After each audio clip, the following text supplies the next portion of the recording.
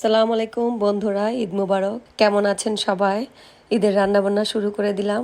প্রথমেই আপনাদের জন্য একদম ইজি একটি রান্না নিয়ে আসলাম, ডেজার্ট আইটেম। আর এটি হচ্ছে মালাই জর্দা। জর্দা আমরা সবাই করে থাকি, কম বেশি সবাই আমরা জানি, কিন্তু এই মালাই জর্দা যেটা, সেটা স্বাদটা একটু অন্যরকম। তাই ঈদের ডেজার্ট হিসেবে আমি এটা আপনাদের ডিটেলস দেখাচ্ছি। আমি 1 কাপ পোলার চাল নিলাম, তার মধ্যে নিলাম হাফ চা চামচ জর্দার রং, আর দিয়ে দিলাম প্রায় 7 কাপের মতো পানি। এখানে চাউলের পরিমাণ থেকে পানির পরিমাণটা খুবই বেশি হবে, যার কারণে রংটা একটু বেশি দিয়েছি। সামান্য একটু লবণ দিয়ে আমি চুলায় বসিয়ে দিলাম। আর এখানে একটি মালটা নিয়েছি, মালটার ছিলকাটাকে আলাদা করে রসগুলি আলাদা করে নিয়েছি। কাপ চালের জন্য একটা মালটার রসই যথেষ্ট হবে। আর এই ছিলকাগুলো দিয়ে দিলাম আমরা যে চাল সিদ্ধ করছি সেটার উপরে।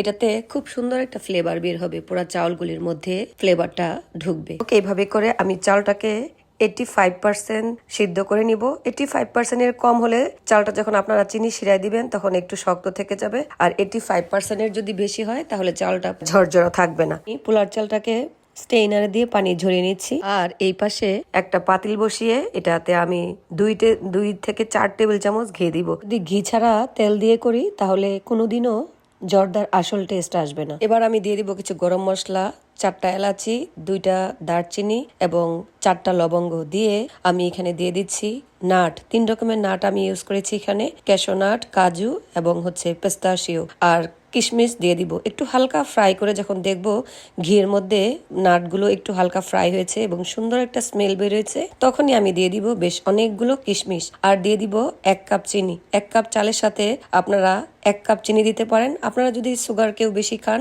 তাহলে 1.5 কাপ পর্যন্ত দেওয়া যায়, তবে জর্দা বেশি একটা মিষ্টি তেমন ভালো লাগবে না। আর আমি দিয়ে দিব হাফ কাপ মাল্টা বা অরেঞ্জ জুস, আর দিয়ে দিব 4 টেবিল চামচ পানি দিয়ে সুগারটা মেল্ট হওয়ার জন্য ওয়েট করব। 5 থেকে 7 মিনিটের মধ্যে আমার সুগার মেল্ট হয়ে গেছে। এবার এই যে আমি চাউলটা যে স্টেইনারে ঝরিয়ে রেখেছিলাম, এটা ঝরঝরে হয়ে গিয়েছে। আমি দিয়ে দিলাম এই চালগুলো দিয়ে খুব ভালো করে সুগার সিরাপটার সাথে আমি এটা মিশিয়ে দিব। বন্ধুরা, আমি কিন্তু চালটা সিদ্ধ করার সময় সামান্য একটু লবণ দিয়েছিলাম।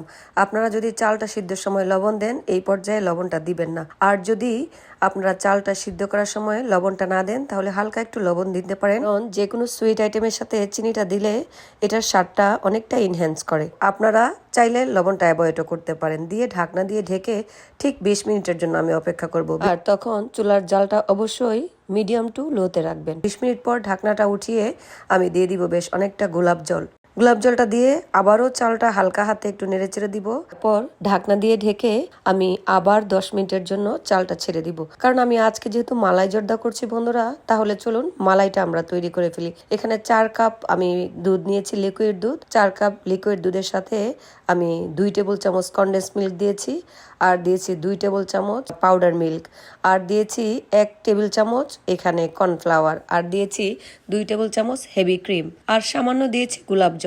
এই গোলাপ জলটা দিলে মালাইয়ের ফ্লেভারটা অনেকটা সুন্দর হয়। আর দিয়েছি 2 টেবিল চামচ চিনি। যেহেতু আমি এখানে কনডেন্স মিল্ক ইউজ করছি আর জর্দাটা মিষ্টি, তাই আপনারা স্বাদ বুঝে জর্দার টেস্ট অনুযায়ী চিনিটা ইউজ করবেন। এই যে বন্ধুরা, কথা বলতে বলতে চুলায় দিয়ে খুব সুন্দর একটা মালাই আমি রেডি করেছি।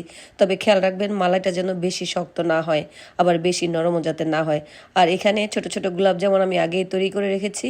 আমি আজকে হাফ কেটে কেটে গোলাপ জামুন দিয়ে জর্দাটাকে সাজাবো। আর এই পাশে দেখুন বন্ধুরা, আমার জর্দাটা পারফেক্ট ভাবে ঝরঝরা হয়ে গিয়েছে। এখন আমি দেখছি যে চালটা ফুটেছে কিনা। একদম পারফেক্ট ভাবে চালটা আমার ফুটে গেছে। এই পর্যায়ে আমি দিব সামান্য পেস্তা বাদাম কুচি, আর দিয়ে দিব যে জর্দার প্রাণ, সেটা হচ্ছে মুরব্বা। আমার তো জর্দার মুরব্বা খেতে খুবই ভালো লাগে। আর এই পাশটায় গুঁড়া দুধ আর ঘি দিয়ে আমি মাওয়া রেডি করেছি। আপনারা চাইলে বাজার থেকে রেডিমেড মাওয়াটাও দিতে পারেন। এই মাওয়াটা না থাকলে আপনারা গুঁড়ো দুধ এই পর্যায়ে দিতে পারেন। ফ্রিজে রেখে শক্ত করে গ্রেটারে গ্রেট করে আমি জর্দাটার উপরে ছড়িয়ে দিলাম। মাওয়ার স্বাদটা জর্দার স্বাদটাকে আরো দ্বিগুণ করে তুলে। আজকে আমি চিনি গুঁড়া চাউল দিয়ে করেছি, আপনারা চাইলে এটা বাসমতি চাল দিয়েও করতে পারেন। বন্ধুরা, আগে যখন বিয়ে বাড়িতে যেতাম তখন আমার চোখ থাকতো সেই জর্দার উপরে, কখন সেই জর্দাটা খাবো। আর এখন তো নিজেই মজাদার করে তৈরি করতে পারি। আপনারা এইভাবে ঘরে তৈরি করে ফেলবেন। বন্ধুরা, চলুন কিভাবে মালাই দিয়ে পরিবেশন করবেন সেটা দেখাচ্ছি। প্রথমে একটা প্লেট নিয়ে একজন পোর্শনের করে আমি জর্দাটা বিছিয়ে দিলাম। পরে এটার উপরে দিয়ে দিলাম লোভনীয় মালাই, আর হাফ হাফ করে কাটা গোলাপ জামুন। তার উপরে দিয়ে দিলাম কিছু কুচি করা বাদাম। মজাদার আবার জর্দাটি আপনারা মালাই ছাড়াও তৈরি করে নিতে পারেন, আর এভাবে একজনের জন্য না সাজিয়ে পুরা সবটা এভাবে বিছিয়ে সার্ভ করতে পারেন। আপনারা যেভাবে চান সেইভাবেই করে খেতে পারবেন। এই যে দেখুন বন্ধুরা কি লোভনীয় লাগছে। ঈদের জন্য আপনারা এইভাবে মালাই জর্দা তৈরি করে ফেলুন। আজ আসছি, আল্লাহ হাফিজ।